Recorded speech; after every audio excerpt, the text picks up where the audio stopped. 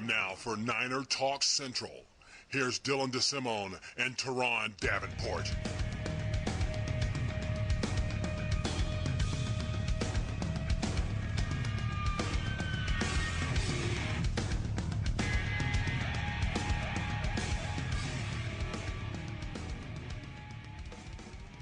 All right, welcome aboard Niner Talk Central, Turron Davenport, Bay Sportsnet. I am not going to have my co-host, my partner in crime with me today, Dylan DeSimone. He's going to be out. He's doing a live blog for the 49ers versus Chargers game. So here it is. It's you, the listeners, and me. Let's talk football. Excited. This is another opportunity for some guys to come in and earn the roster spot. The Chargers against 49ers coming to you in about an hour and a half to 2 hours. Kickoff, I believe, is at 7:05 p.m. Pacific time. In the meantime, we will talk some shop. So I'm just going to jump right into the preseason preview, looking at this game with the Chargers and the 49ers. There's a few players that we need to watch.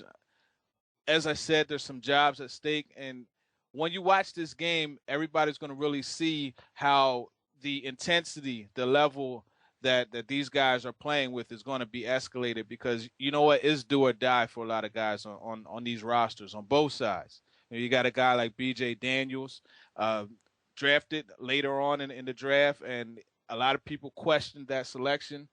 Jim Harbaugh, as we call him, the QB whisperer, does it again and brings in a guy that no one really thinks would have worked that well, and look at what he's done in the first two games. The last two games rather. He had a really good drive against the Chiefs and definitely impressed there. A lot of good balls he threw. I really like the way he's so decisive when he throws the ball. He knows exactly where he wants to go right away, and that's shown by his 2.1 second time between the snap and his release. That's the fastest time on the 49ers. So that's something to definitely put in. So we're going to go on a break real quick, and then we'll be right back. Okay, so we're back just to get back on track talking about B.J. Daniels. He's one of the players that is fighting for a roster spot. It is clear that Colin Kaepernick is the starter. We know that Colt McCoy has been named to be the backup quarterback, and B.J. Daniels and the veteran Seneca Wallace are going to battle it out for the number 3 spot on the roster.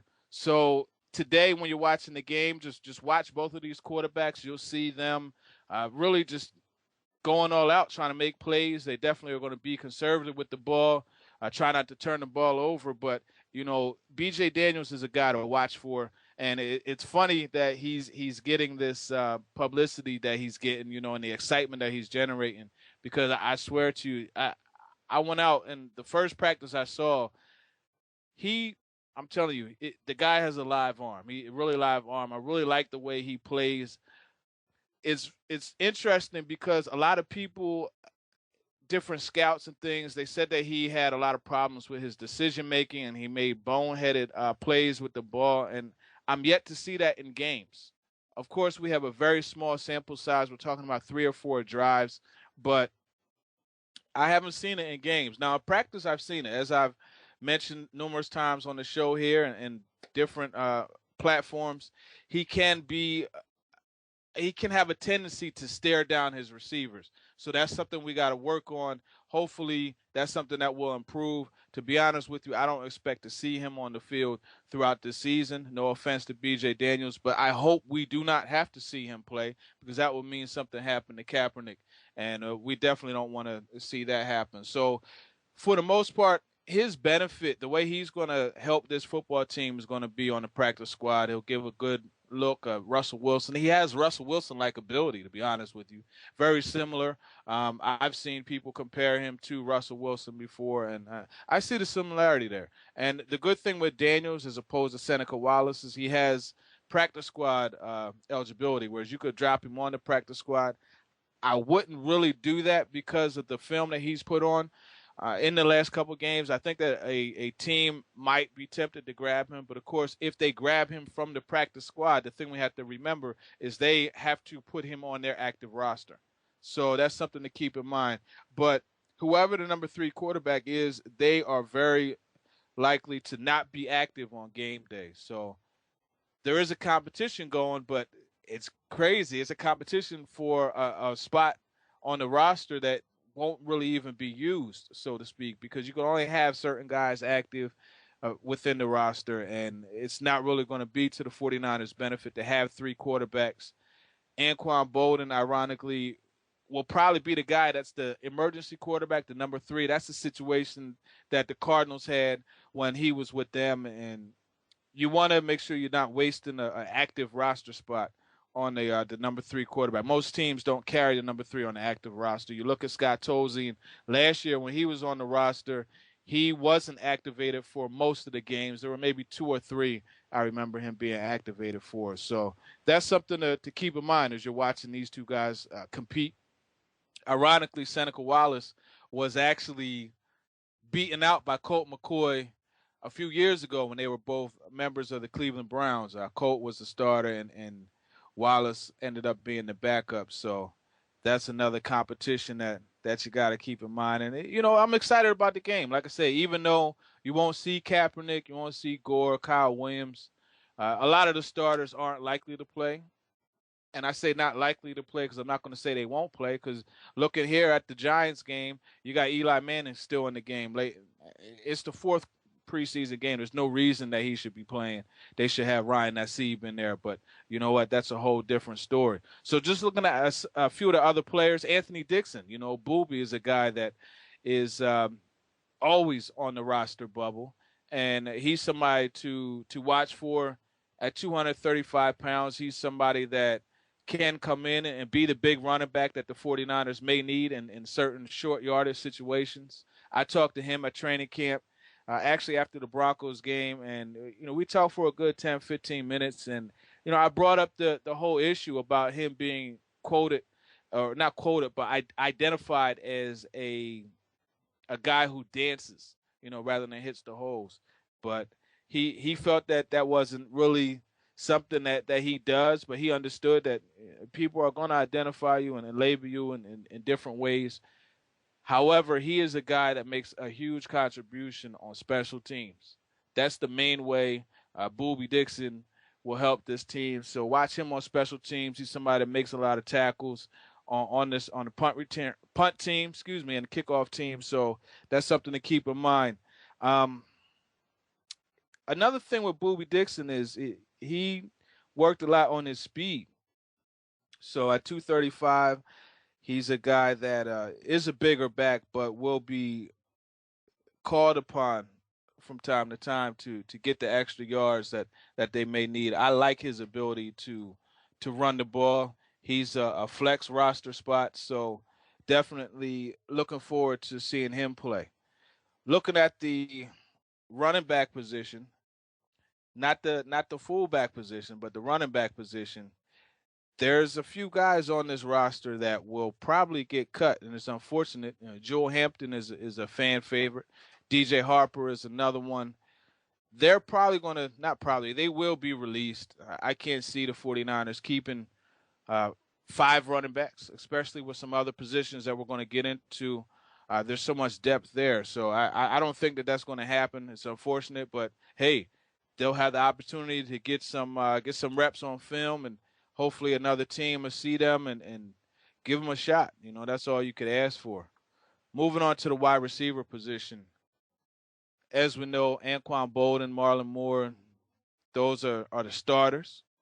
Kyle Williams will probably, rotate at the starting position as well. Quentin Patton is on the roster for sure. What a game he had last week. Really, really liked the way he stepped up. And I actually touched on that with the article I wrote on Golden Gate Sports about the way that he came in, and he's already a polished receiver. And this is why he's gotten a comparison to a guy like a Reggie Wayne, a Chad Johnson. The Reggie Wayne comparison is very, very, very accurate. I like that comparison. Both of them are route technicians, and that they know how to set the corners up, and they know how to sell their routes. For instance, you look at Quentin Patton, and you look at some of his tape from Illinois when he was in college, against Illinois rather, when he was in college. He really set the corner up on one of the post routes. And I specifically wrote about this. As receivers, what we're taught is to misdirect the corners or the defender with her eyes and with head fakes. And one way that you do that is when you release, you want to look right at the corner, and as you decrease the cushion, what you want to do is you want to look to the outside, because right away, if you get an explosive start off of the line of scrimmage, you're gonna threaten the corner. So he's gonna open his hips one way or the other. And when he opens his hips to run with you, what you do is you get to your point where you have to make your break, and you look to the outside if you're going to the post. So you look to the corner and you give him a lean and you stick your foot in the ground, explode to the post. And that is something that a lot of receivers don't do in the NFL.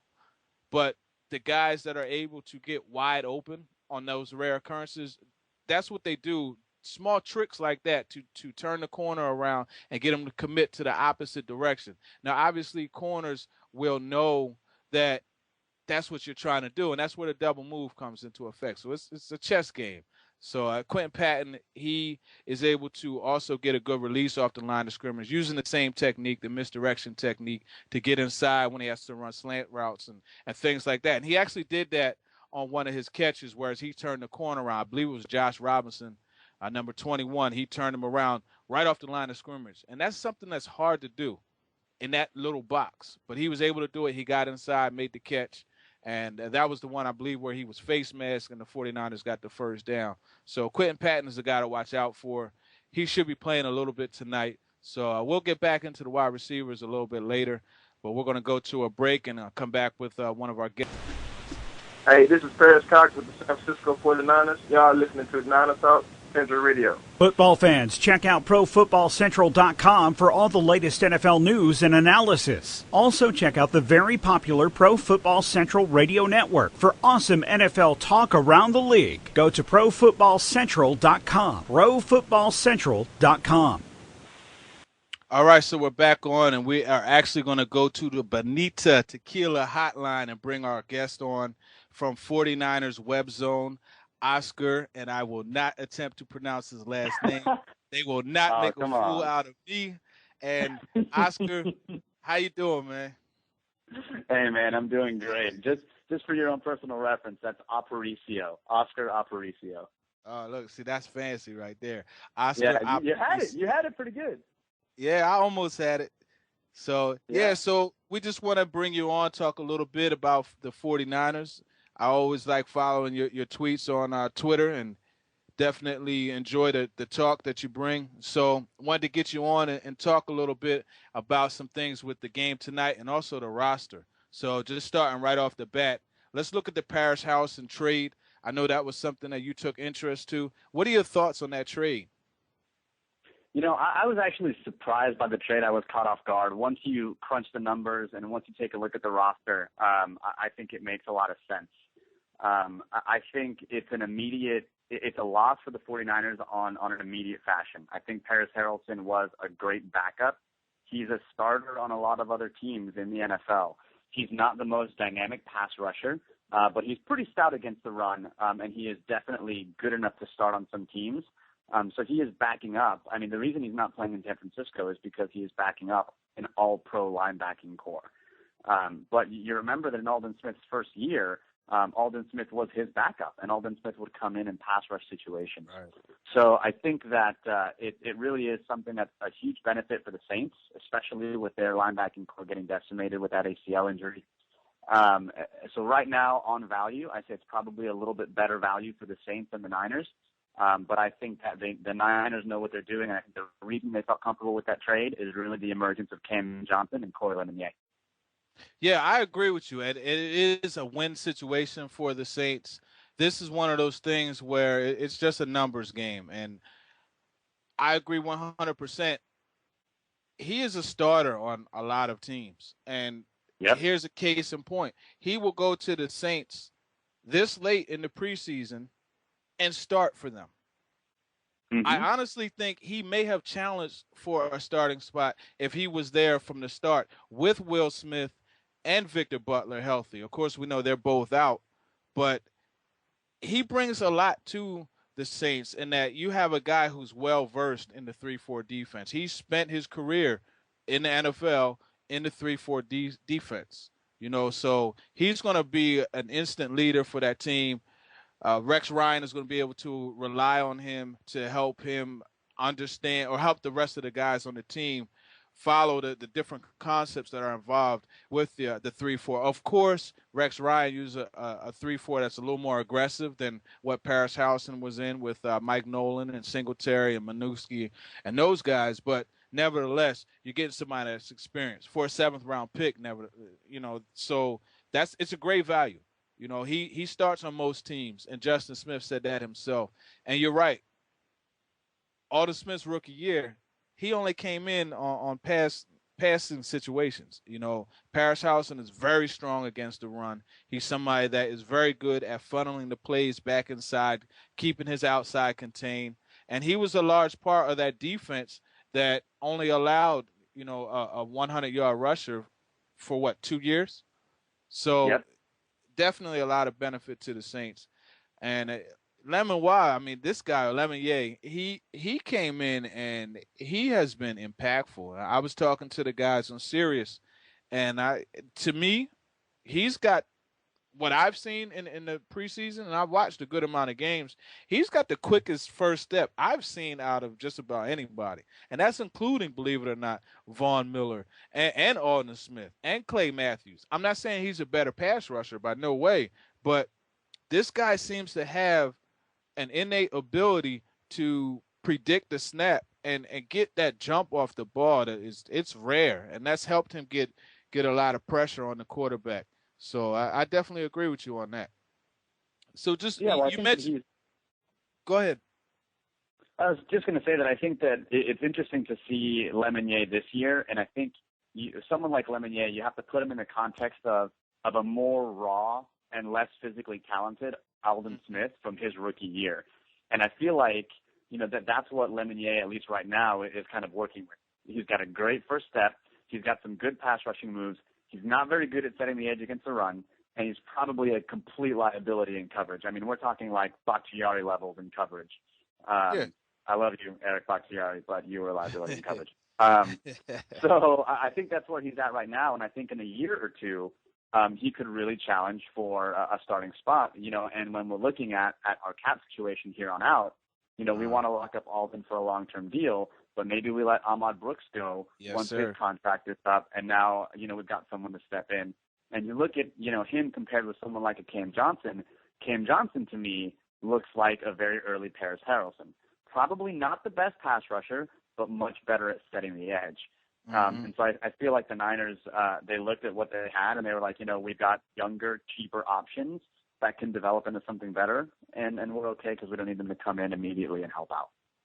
Yeah, I agree with that. Lemon Watt is definitely a guy that has the ability, but being a defensive end in college and converting to outside linebacker and having to drop back in coverage, it's not the best thing for him to be doing right now at this point. But yeah, we have to say that emphatically. Nope, it definitely isn't.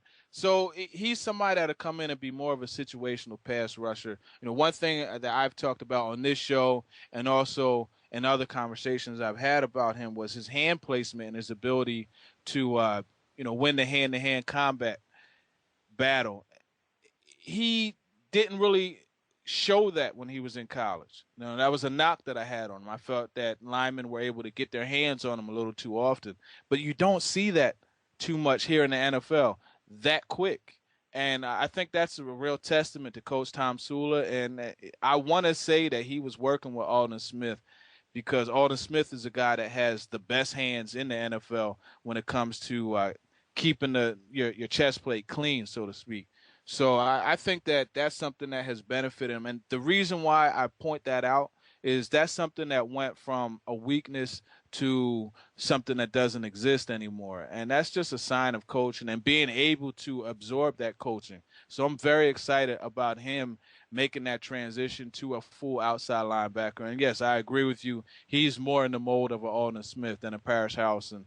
And, Paris is a guy that was good, as we mentioned, at setting the edge. So it's going to be interesting to see how this whole thing works out. Ahmad Brooks, you mentioned releasing him at some point down the line because, yeah, Alden Smith's going to want to get paid. Kaepernick's going to need to get paid. And then you got Crabtree and Upati on the issue too. So there's some contracts that need to be taken care of. And unfortunately, and there's going to be some guys that are what we call a collateral damage, man. Ahmad Brooks may be one of them. So we'll just have to see how that works. You know, I Ray McDonald may be another, and he's one of the guys I really like on the D-line. But, you know, it is what it is. Sometimes you have to cut costs in order to spend the money on your more impactful players. Yep. The last thing I'll say on Lemonnier is just it's something that actually David, one of my co-hosts on the Better Rivals podcast, mentioned this last episode. Is that even this year, imagine a third and long situation where you are an offensive line and you are staring at Alden Smith, Corey Lemonnier, Ahmad Brooks, and Justin Smith. As a four-man rush, that should terrify you. Absolutely terrify you. Yeah.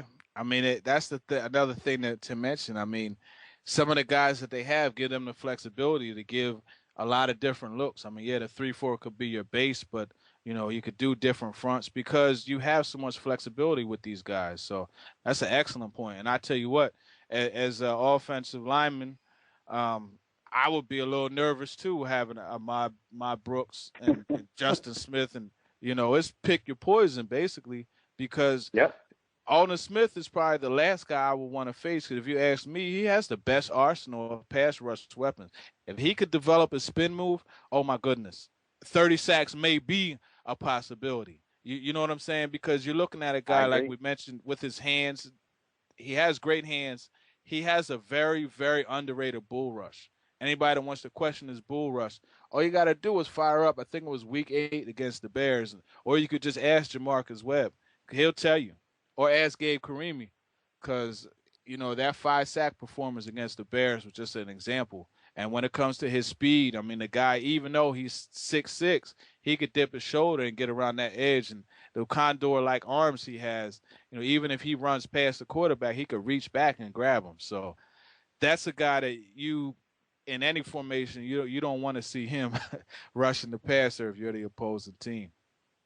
So this linebacker core, we mentioned Lemonnier, we mentioned Cam Johnson, obviously Ahmad Brooks, and Alden Smith. Those are 4.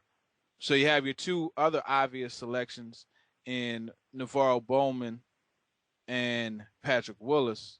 After that, what are your thoughts on the linebacking core? Who's going to be on the roster? So we did roster predictions on our last Better Rivals podcast episode, and I think the linebacker projection for me, we look at what we kept last year. We kept 7 last year, but that's because we had some depth issues. Clark Higgins is not even in the NFL anymore, and he was our backup last year. The year before that, we kept 8. Honestly, I think this year we keep 9. So both inside and outside linebackers on my kind of 53-man projection are Willis, Bowman, Will Hoyt, and Moody as the 4 inside backers. And then outside, you've got Smith, Brooks, Lemonnier, Scuda, and Ken Johnson. I think Scuda squeaks in because of his special teams ability, and he's a bit more experienced, even though he's making a transition to outside linebacker. He still has a bit more experience in the NFL, and if anything, the Niners have shown that they trust veterans, even if that vet isn't as physically gifted as one of the other up-and-comers. They really value that football intelligence that comes with being in the league. And Scuda was brought over specifically for special teams, so I think that we keep him specifically for that. So I have us at 9. 9 linebackers this year. You've got your Gibbons, and then you've got Will Hoyt, who's impressed the hell out of me this preseason. Yes, sir. Moody, Scuda, Johnson, Lemonnier. Yeah, I'm going to agree with you on that. I think that they do keep those guys. Moody's going to be a special team stalwart, and I think that the good play that they got from Scuda in the preseason at outside linebacker was just a plus. You know, that was the cherry on top. He, like you mentioned, was brought in to be a special teams guy, and he's somebody that can play inside linebacker. We actually asked Fangio about that, and he said, no, we're not going to move Scuda back inside, he is going to play exclusively at outside backer. So it's just there's a lot of flexibility with that guy. So he is somebody that I think they will definitely have on the roster because he can play both linebacker spots, and he's such a contributor on special teams. Yeah, and I think that Will Hoyt proved last year that he could really excel at special teams. Last year he came in just about mid-season and came, I think, like second or third on the team in special teams tackles, and that was missing nearly a half season of special teams work. So he's going to be a special teams stalwart, and so will Moody. They're basically replacing Tavares Gooden and Larry Grant, right. and they're natural replacements for those. So that makes a whole lot of sense. And then you add Scuda, and so I think that we keep 9, and even with the Harrelson trade, I'm absolutely comfortable with our linebacker depth. Oh, for sure. I'm definitely comfortable with it. And you mentioned how Will Hoyt and Moody will fill the Gooden and Larry Grant role. And that's 100% right. I mean, you have Will Hoyt who could play both positions. He could back up either Bowman or Patrick Willis. And then you have Nick Moody, your special teams guy, that like your crazy guy. You know, that was Tavares Gooden, man. He was the one that ran down the field with reckless abandon, and you know sometimes he got wrecked, but he still was going down the field on special teams and doing what he had to do. So that's a great comparison because you have Moody, the more athletic guy, and then you got just the guy that's just a baller, and Will Hoyt. And I like that combination, and that gives us depth at that position. So what about the corners? Let's talk a little bit about the corners. This is where it gets a little interesting. The corners for me were the toughest ones. Yeah, they were the toughest ones for me, man, because last year we kept 10. The year before that we kept 11. I think this year we keep 10 once again. And you've got your regulars, right? At the corner position, obviously you've got Rogers, Brown, Namdi, Cox, and Brock. I actually have us keeping Cooper as well. I don't think with Cooper's size profile, now that the new kind of bigger corners are in vogue, I don't think that he's going to make it past waivers if we cut him, especially with Culliver on IR and with our corner situation moving forward. I mean, I think we really only have like 2 corners under contract next season, and that's worrisome right now. So at the corners, I actually have us keeping Cooper. And then at the safety position, I have us keeping 4, Whitner, Reed, Dahl, and Spillman. And that means Trenton Robinson, unfortunately, gets the axe.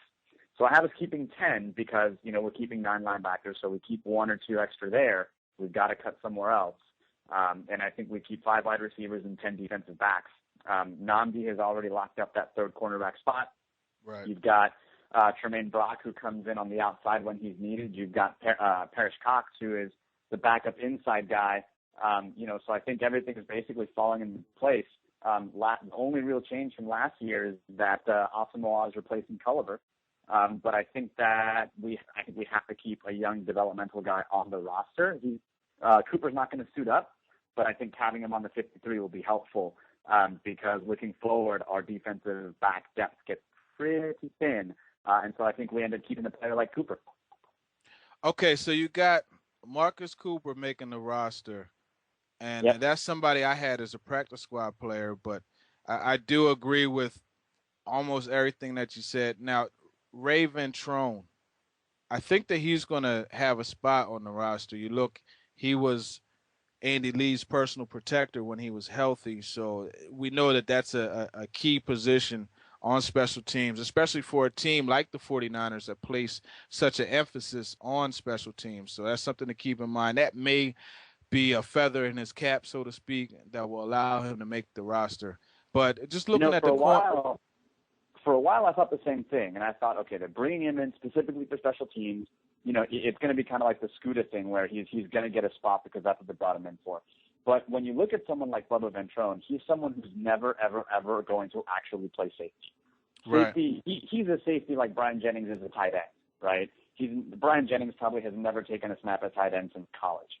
And Ventrone, cool nickname aside, Bubba, is probably never going to take a snap at safety. Niners have shown that they will play their starters on special teams. Yes. Andy Lee's personal protector last year, Deshaun Goldson. And you look at another safety who can give you value that will force you to that will allow you to keep a young corner like Cooper and that's someone like a Craig Dahl or maybe even Eric Reed. I don't or think even they're going to make Eric Reed a personal projector. Yeah, or even C.J. Spillman, right? Something like that, where they have someone who actually can play safety, but who can also play special teams and still be that personal protector. And that roster, the flexibility will allow the 49ers to keep a young player like Marcus Cooper instead of an aging vet like Ventrone, who only serves one role when you have other players who might serve it just as well. Yeah, no, that's an excellent point.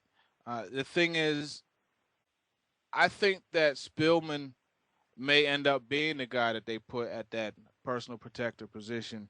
I'm just curious how that's going to work. I mean, you got Mangini. Ventrone is obviously a Mangini guy, going back to the Cleveland days.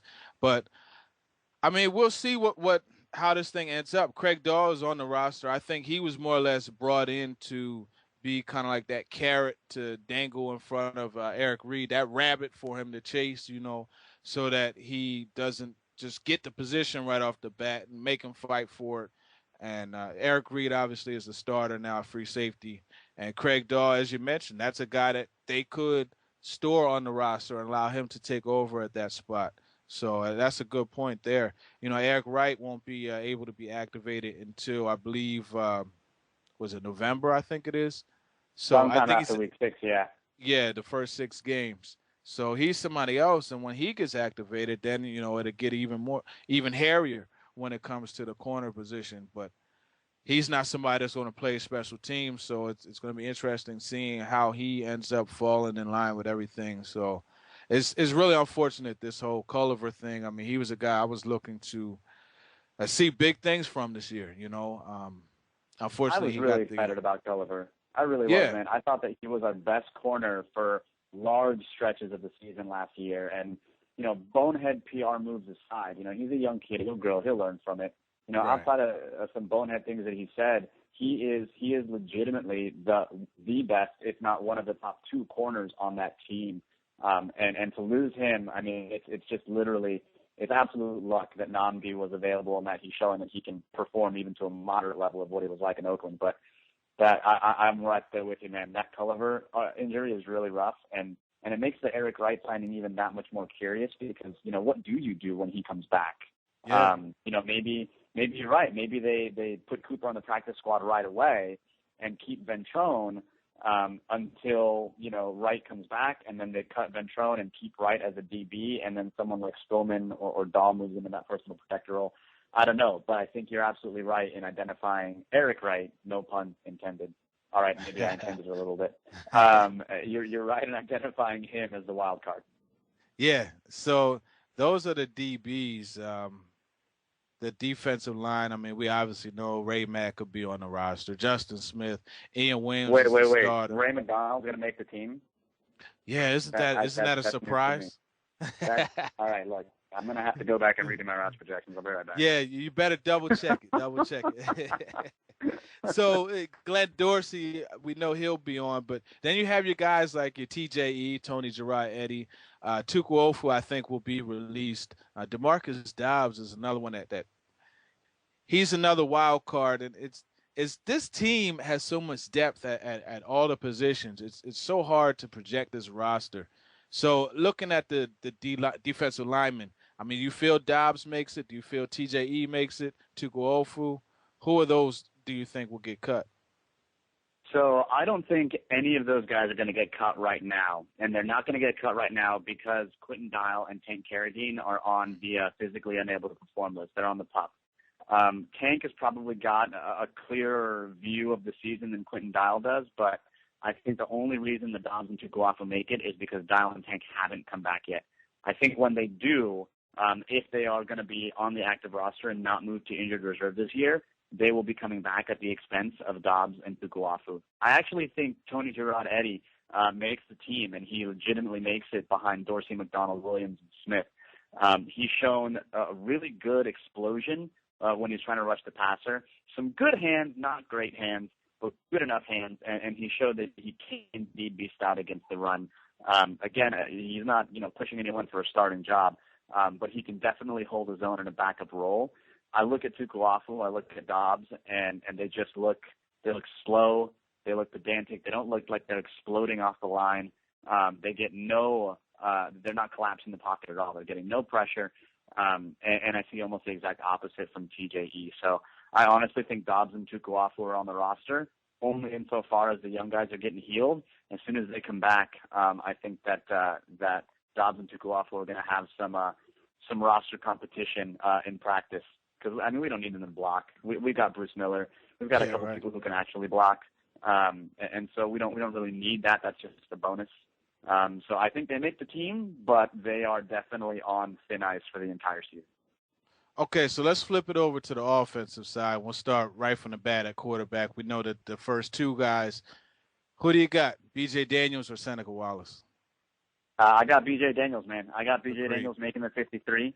I think Seneca Wallace, it would have been good to bring him in a little while back. It would have been great if Josh Johnson beat out Tolzien like everyone thought he did last year. But, we're dealing with what we got right now. And no, B.J. Daniels is not going to threaten anyone for a starting gig. He certainly is not Nate Davis, or shouldn't be. But he has shown amazing touch on his ball. That floating ball to Chuck Jacobs when he was on the run on the right side and just was outside of his reach. That was a beautiful throw. It was a beautiful great throw. Great idea. He's scrambling. His eyes are up, and he tries to make a touch pass floated over a trailing defensive back. You can't ask for anything more out of a rookie trying to make a roster. Right. And so I think he gave his playmaker a chance to make a play, and that's all you can ask from a quarterback. That's right. So I think he has command of the offense, and even if it's just the package plays that they set up for him, he's shown that he knows the plays. He knows where people are supposed to be. He has great touch on his football. He is, his pocket awareness is a little skittish, but at least he makes something happen when he's on the run. And honestly, we know what we have with Seneca Wallace. He is a known entity. But B.J. Daniels, I think, has so much more upside and with the tape that he's putting on, I don't know that he goes through waivers and is able to come back to the practice squad. So I'm fully capable with him being our number 3. Heck, if Tolzien was our number 2 last year, basically with Alex Smith being out, Tolzien suited up for a couple of games, I'm much more comfortable with B.J. Daniels coming in that kind of situation than I am with Tolzien. So I think B.J. Daniels hands down. Just to circle back to your mentioning Josh Johnson, that's something that when he was released, I had a problem with that. I was hoping that they might bring him back and give him a shot in OTAs this year. Of course, the Bengals signed him, but it's funny because you have these people, they watch one episode of Hard Knocks and they hear, you know where I'm going. And they hear the coach knock his decision making or talk about him. Now all of a sudden they're a analyst that's well versed in whether or not this guy has the mental capacity to play in the NFL. I just, for the life of me, can't understand how somebody could make that type of judgment, having never even had a conversation with this man. You follow what I'm saying? So I get it. I agree. It's interesting. Cam Inman, he had a little thing on Twitter, and I mentioned the Josh Johnson thing, and he said that might be something that they could have done, but for whatever reason they didn't. And he brought up one of the Hard Knocks things, but then another guy had wanted to chime in with the foolishness. And it's just funny the way sometimes people will see one thing and form a whole opinion of a player off of that. So, let me get off of that tangent and bring it back home to the guys on the roster. I do agree with you on the B.J. Daniels thing. I think that he should be the number 3 quarterback, and he probably won't be able to be placed on the practice squad because it's more than likely that somebody will pick him up and put him on the active roster if he were to try to be passed through waivers. So definitely need to see him tonight. I'm curious how he's going to play. The thing I like about tonight is we're going to get to see an extended amount of play from him. Everything has been in just small capsules as far as what we've seen in the preseason games. So it'd be nice to see him get a whole quarter or two. So I agree. As far as Colt McCoy and Seneca Wallace, they had the competition previously, and Colt McCoy won it. Would you select Colt McCoy? Or do you agree that Colt McCoy should be the backup instead of Seneca Wallace? I do, only because, you have to know I have a soft spot in my heart for Colt McCoy. I went to UT for graduate school. I watched him basically from his rookie year, his freshman year after the Vince Young National Championship. And I think that when you look at what Colt McCoy can bring, he's obviously going to run a different offense than Cap, but he's a guy with a high football IQ. Which is why it was so surprising that it took him so long to really feel comfortable in this offense. And I guess that may be a point for discussion a bit later. But I do think that he should be the backup. Now, I'm not so bullish on that. I'm not so convinced on that if we ended up, Harbaugh's already said that he's the second string quarterback. But if something were to change this week, and Seneca Wallace ends up being the number 2, and he's cut, that wouldn't surprise me either. I think Seneca Wallace brings some mobility that, he mentioned before in an interview that he feels like he was just a little too early for his time. Like if he were drafted a couple years later, he would be one of these new prototypical quarterbacks, and I think there's something to that. I really do. But unfortunately, that's not where he was drafted. He was drafted quite a bit earlier, so. I am comfortable with McCoy being the number 2, but I'm not so entrenched in that position that I feel like Seneca Wallace would be a huge downgrade at the second string quarterback role. Yeah, earlier in the preseason, I was very strong with my opinion about Colt McCoy being the backup quarterback. And for me, the thing that stood out to me, obviously, is his experience, but also a lot of people don't realize how much of an athlete he is. The guy ran a bit of read option at Texas. He ran an wide open offense. So he gives the ability for Greg Roman and the crew to run similar plays with Colt as they would with Kaepernick. Obviously not with the same dynamic. And here we go. A.J. Jenkins just dropped a deep ball in the Chiefs game. But look at that. But yeah, he doesn't bring the same, obviously, ability that Kaepernick brings, but he still is a guy that if the pocket collapses, he could get out in the open and get you that first down on 3rd and long. So that's something that he brings. Obviously, like his experience, as I mentioned, I don't know, man. Watching him this preseason, I still have the same opinion that he should be the backup quarterback, but I definitely pulled back a little bit as far as how strongly I felt about that because didn't really see much from him this preseason. And initially I was using the reason, okay, well, he's not getting the protection, but then B.J. Daniels, a rookie, comes in and he's getting rid of the ball in 2.1 seconds. He's decisive with where he wants to go with the ball. So those are the type of decisions that I would expect to see from a decision maker, a veteran quarterback like Colt McCoy. I'm just curious if something happens to Kaepernick, how the 49ers will be with Colt McCoy if he should have to play 2 or 4 games or something crazy like that. The team is going to really have to revert back to its roots and just go shoe to shoe with the offensive line and run the ball a lot. I think if something happens to Cap, and I think this just goes to show how important the quarterback is in today's NFL, right? Cap immediately becomes the most important player on the team, even if he's not the best player on the team. Because I think, Patrick Willis, Navarro Bowman, Aldon Smith, Justin Smith, I think as football players at their position, they're all probably better than Kaepernick is right now. But we can stand to lose a Justin Smith for a couple of games. We can stand to lose an Aldon Smith for a couple of games. We cannot stand to lose Kaepernick for a couple of games. That's right. And that just goes to show how important that position is. But honestly, I think if something happens to Kaepernick, we would have to go back into the Alex Smith true kind of West Coast offense, where you're instead of seeing 30% of your passes down the field, which is what Kaepernick throws, I think you're going to start to see more like 15% of your passes down the field, 13% of your passes down the field. Throwing those quick slants, throwing those underneath drag routes, because that's what Colt McCoy's good at. I mean, he's a very, very accurate passer. In 2008 at Texas, he completed 76.7% of his passes. 76%. And it's not like he only threw 100 passes. He threw 433 passes. Mm-hmm. You know, and that same year, speaking to your athleticism point, that same year he scored 11 rushing touchdowns. Did you see that 63-yarder he had? Yeah. I mean, he was rolling, right? Yeah, you're talking about a guy who, in 2008, his junior season, had a combined 45 touchdowns. A combined 45 touchdowns rushing and passing. The kid can play. He really can.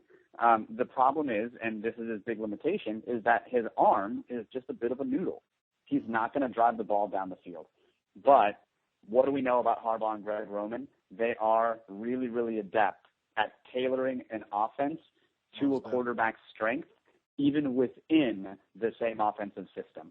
Because Kaepernick and Alex Smith were running effectively the same offense, but they're just running a different mix of plays, and they're running different pattern schemes, even though it's within the same offense. I think if something were to happen to Kaepernick, they would adjust the same way for Colt McCoy, and he's not going to light the world on fire, but it would be serviceable for a couple of games.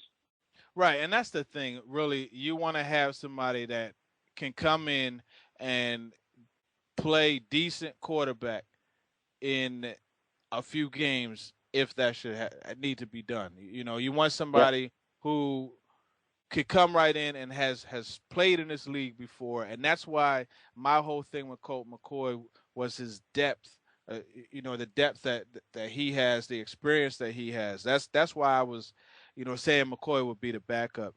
But you look at the running situation, which is something that will be of high importance if something should happen to Kaepernick, and you got your three-headed monster. But after those three, Frank Gore, LaMichael, and Kendall Hunter, you have Boobie Dixon, you have Joel Hampton, you have Harper. Now, I think that Dixon will make the team because of the flexibility that he brings and that he could beat a big back sometimes. He could play fullback, but more importantly, his special teams contribution and his ability to just bring energy to the field. Do you think that he makes the roster? So last year, I was firmly on the cut Boobie train, which sounds a lot worse than it is, I guess. And last year, I was like, he's not going to make it. I don't see a place for him. He's not, he dances in the backfield for being such a big guy. But honestly, dude, last year he really impressed me because he was like, you know what? I'm going to have to learn to play fullback if I want to make this team, and I'm going to have to ball out on special teams if I'm going to make this team. And that's exactly what he did. And so I respect him for that because he knew he had to develop new skills or refine skills in order to make the team, and he did. And so I think he makes the team now. I think even though I can only understand like one of 3 tweets that he posts on Twitter, he's still one of my favorite players. And I want him to be on this team, and I'm glad that he's on this team, and I think he makes it. Yeah, I love the energy he brings. He even just talking to him, you could feel the energy, and it pumps you up. Like you get excited, and you have a more upbeat vibe to you just in talking to him. So I'm pulling for him to make the roster. I think he does, and unfortunately, like I mentioned, opening the show, Joel Hampton is somebody that tonight is get some plays on film night for him. And hopefully that'll work out with another team. We'll see what happens there. The receivers, Jonathan Baldwin is somebody that came in late, obviously, with the Jenkins trade. He'll be on the roster. But then you have your bubble guys, Austin Collie and Chad Hall, who are pretty much the same receiver, if you ask me. You have Kasim Osgood, Lavelle Hawkins, Chuck Jacobs. Obviously, Jacobs won't be on the roster. Hawkins, not likely, especially after his moves this past game. But Austin Collie, man, what a seriously bonehead move. Yeah. Come on, man. Well, you're a 4-year vet. The thing is, I think the second call was unnecessary in that he was greeting a college teammate, just butting heads with him. And I think it was, if he hadn't done the other 2 things he did on the kickoff return, I don't think that gets called. But nevertheless, you have to keep your composure. And as Harbaugh said, you can't allow yourself to be emotionally hijacked. So looking at Austin Collie, Chad Hall, Osgood. Harbaugh talking about it being emotionally hijacked. Come on. Yeah, right, of all people. Yeah, that's a good one. That man lives in a constant state of emotional hijack. You're right about that. You're definitely right. So, Chad Hall, Austin Collie, Osgood, your thoughts? So I've got us only keeping 5 wide receivers. Last year we kept 6. I think we keep 5 this year simply because of Crabtree and Manningham. If we keep 6, that means we're not going to keep 7. 7 is just too high of a roster number on the 53 for wide receivers. You have to sacrifice at too many other positions. So if we keep 6, going down this hypothetical thought experiment, then when Crabtree comes back or when Manningham comes back, I think Manningham will come back before Crabtree, and you already have 6, you have to cut 1. And then when Crabtree comes back, you have to cut 2.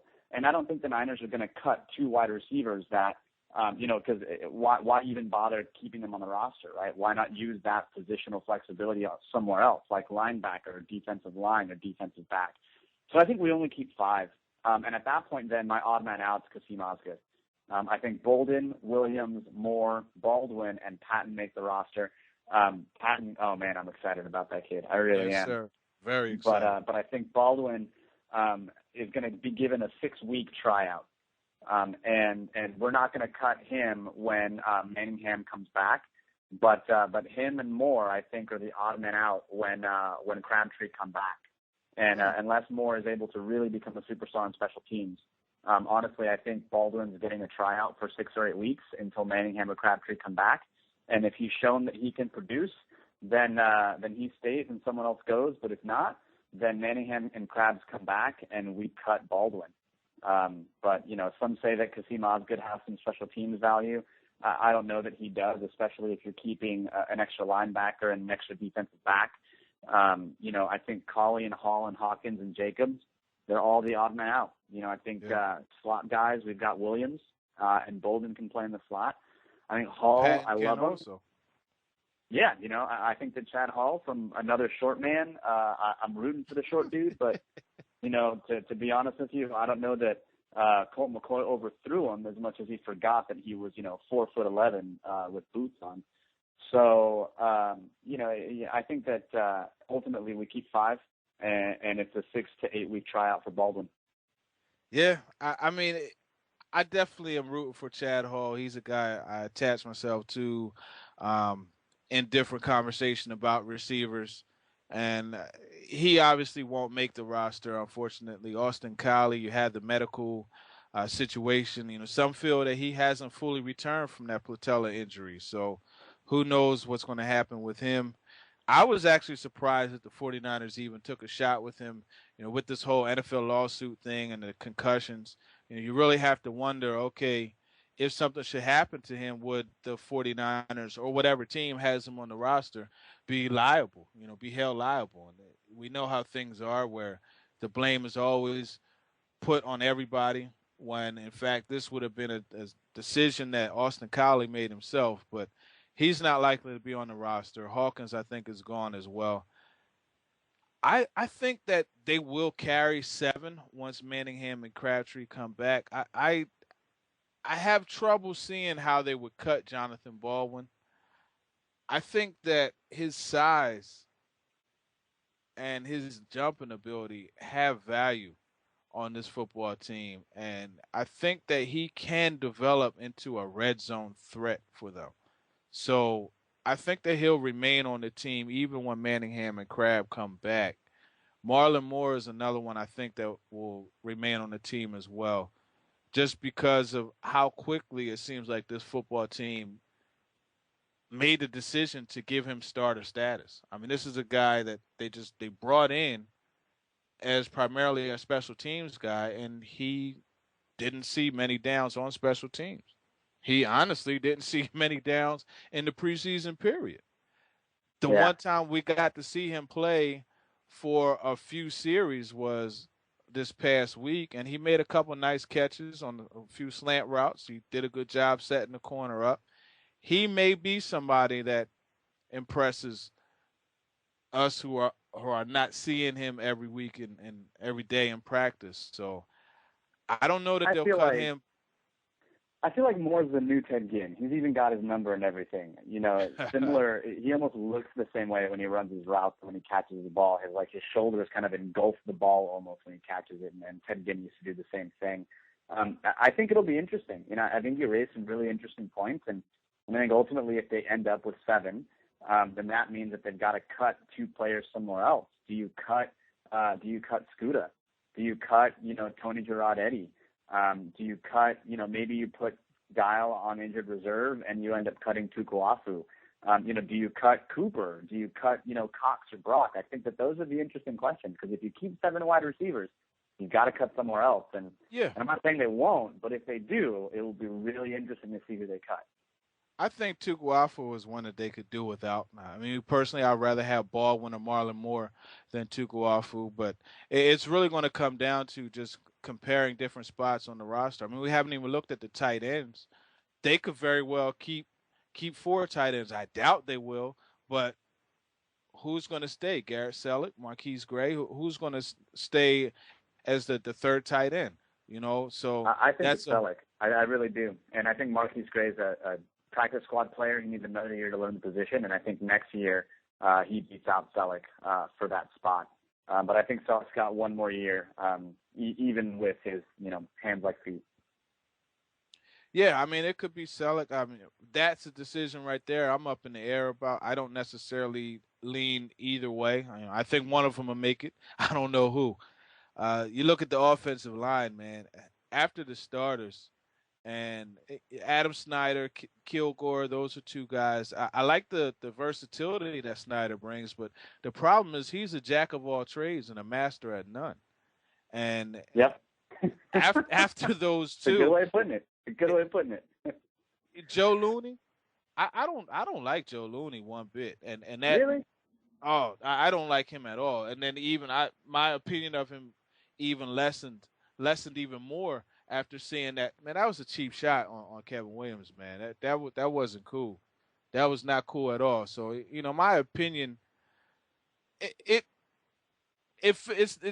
got worse of him. So I think he's somebody that won't be on the roster. Or he may make. It's so up in the air. I mean, do they carry 8 offensive linemen? I don't know. So I don't think Bykowski will be on. Obviously, 62 and 66, they don't even have, or 65 and 66, they don't even deserve their name being mentioned. But those are the guys that are. Oh, God, Patrick Omame, I want to cut him twice. Yeah, he got, and Tribute, these are guys that got violated this preseason, man. They got violated badly. So we'll see how the offensive line falls out. But we're going to go ahead to a break, and then we'll be right back. Football fans, check out the official T-shirt apparel shop for the Pro Football Central Radio Network. Check out BigFrog.com/Cincinnati. That's BigFrog.com/Cincinnati. You think it, we ink it. They have an awesome 24-hour turnaround time. You can also visit them at their fabulous store over at Anderson Town Center, 7426 Beachmont Avenue, Cincinnati, Ohio 45255. That's BigFrog.com/Cincinnati. This is Michael Johnson. This is David Nelson. This is Rob McClain. This is Antonio Gray. This is Antonio Brown. Hi, this is Kyle Rudolph. On the Pro Football Central Radio Network. We're here. All right, so we're back on talking about the 49ers roster, getting the roster projections with Oscar of 49ers Web Zone. So, Oscar, we're just going to get right back into the offensive line. Who are your guys that you project making the roster? Then we'll go ahead and wrap it up, man. I appreciate you coming on and talking this long. I didn't even realize how long we were going, man, but that just means that we were having a good time, and time flies when you're having fun.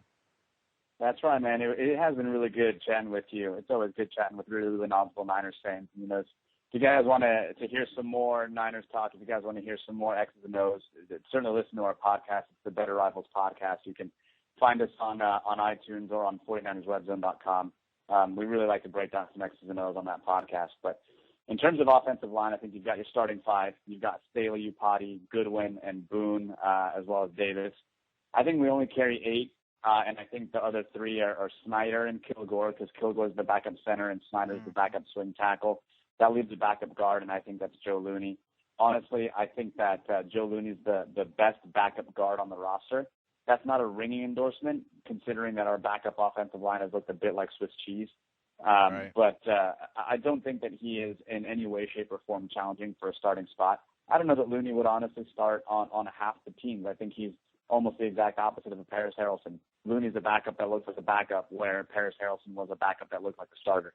But I do think he's still got, last year was basically a redshirt year for him. And so I think this year he's finally going to get some meaningful time.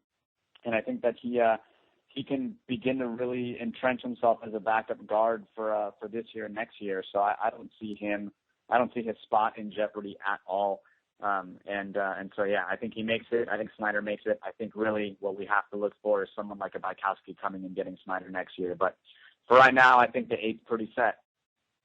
Yeah, I agree with 8. Joe Looney will be the 8th guy in, and that's pretty much what we're going to have on the offensive line. So, hey, man, it was really great going through the roster with you. It was pretty cool. We got to go through position by position, share each other's projections. So I appreciate that, man. And like I said, it's good talking shop with you. And we're going to go ahead and ease our way towards the end of the show. Give them your Twitter handle and give them a shout-out where they can find your podcast, because I know that's a good show. I listened to a couple of them, and very knowledgeable take on the 49ers. And if anybody wants to get into the X's and O's, they need to get on there. So go ahead and let them know where they can find you, Oscar. Awesome. Thanks so much, man. You can find us. You can find me on Twitter. That's pretty much where I hang out. At Better Rivals. No funky spelling. There's no spaces. Just at Better Rivals. And BETTERRIVALS. And you can find us, our podcast on iTunes. If you search for Better Rivals or 49ers Web Zone, you can find us there. And as always, you can find us on the 49erswebzone.com homepage. We've got our own little page there under podcast. Basically, our goal as a podcast is to help make you a better rival when someone's talking some football nonsense, like calling it the read option offense or, the pistol offense. There's formations in place, guys. We'll help you figure it all out. So come for some X's and O's, stay to make fun of a Cowboys fan, because we've got one on the show. But yeah, Better Rivals, follow us on Twitter, listen to us whenever you can. So there you have it. Thanks for coming on, Oscar. We really appreciate it. Hey, thanks a lot to you, man. I enjoyed it. This is Ian Williams from the San Francisco 49ers, and you're listening to NinerTalk Central. All right, so we're back on. Had Oscar from 49er Web Zone. Very knowledgeable guy. Appreciate him coming in and sharing his thoughts on the roster. So we're getting down to the wire. The kickoff is going to be really, really soon for the 49ers versus Chargers. One thing I'm looking forward to is seeing the unveiling of Andy Lee's knuckle punt. That's something he talked about a few weeks ago, and it's said to be a punt that's really hard to catch. And hopefully, if that's something that he could get going, it will be of assistance to the 49ers, and that it'll help flip the field even more, and that it'll cause a turnover. So we'll be looking for that. Andy Lee, one of the best punters in the NFL. He does not need that knuckle punt, but it's nice to see a new twist coming. A couple other things to watch out for. Brian Jennings is a guy that is now on the roster bubble. He's been one of the longer tenured 49ers, so somebody to keep in mind. I watch him on the punt team, watch his snaps going, his long snaps going. And, man, I'm excited about the game, actually. And, again, even though the starters probably won't be playing, still some guys to watch for. And we went over a few different ones to pay attention to. And I hope everybody enjoys the game. We're getting down the wire, ready to go towards the regular season. So we want to go in with some momentum, and I hope everybody, once again, enjoys the show. Thanks a lot for listening, and we will be back next week. I have Dylan DeSimone back on, my partner in crime, and we got a couple good guests for you, so be sure to tune in next week. Everybody enjoy the game. This has been a presentation of the Pro Football Central Network. For news, blogs, highlights, and more, log on to ProFootballCentral.com.